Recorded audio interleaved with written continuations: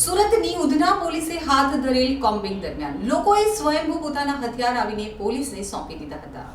સુરતમાં કોમ્બિંગ દરમિયાન police commissioner આવતાની સાથે જ ગુનેગારોમાં ડરનો માહોલ હોય તેમ લાગી રહ્યું છે. ત્યારે ઉધના પોલીસે કોમ્બિંગ દરમિયાન ડઝનો હથિયાર કબજે કર્યા હતા.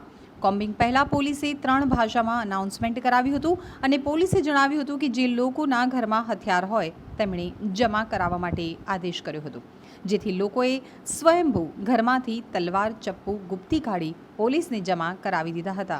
सूरत शहर पुलिस के द्वारा जो सूरत शहर में कुछ ऐसे एरिया हैं जहाँ पे फिजिकल वायलेंस के क्राइम ज़्यादा हैं, उन क्राइम के प्रिवेंटिव एक्शन के तौर पे एक सोशल मैसेज के द्वारा एक अपील की गई थी. उस अपील में हमने हमारे अलग अलग विस्तारों में पब्लिक एड्रेस सिस्टम के द्वारा लोगों को ये बताया कि उनके पास ऐसे कोई भी हथियार हो जो घातक साधन हो कि जो किसी को भी इंजरी कर सकते हैं और जो उनके डेली यूज़ में नहीं आ रहे हैं, उस तरह के हथियार कि जो गैरकानूनी है वो पुलिस को जमा करवा दे. अगर इस तरह वो सामने से जमा करवाएंगे तो उनके खिलाफ़ कोई एक्शन नहीं लिया जाएगा.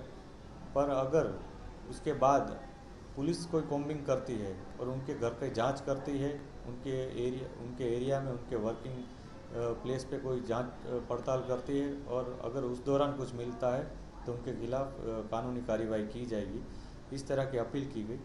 इस अपील को जो स्थानिक भाषाएं हैं जहां अलग अलग विस्तार में लोग रहते हैं, जैसे कुछ एरिया में पंजाबी भाषा ज़्यादा चलती है, कहीं उड़िया, कहीं मराठी, कुछ गुजराती, कुछ हिंदी, इस तरह के जो लोग ज़्यादा समझते हैं, ऐसी भाषाओं का उपयोग करके अलग अलग भाषाओं में लोगों को अपील की गई थी.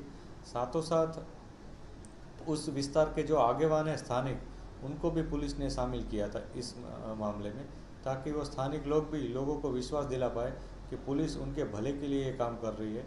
और इसकी वजह से लोगों ने इस अपील को सम्मान देते हुए करीबन 130 जितने हथियार और साधन जमा करवाए हैं. इस साधनों में तलवार, छुरी, चप्पू, बेसबॉल बैट, इस तरह के अलग अलग हथियार पुलिस को मिले हैं. इसके बाद पुलिस अभी और भी अलग अलग विस्तारों में इस तरह की अपील कर रही है.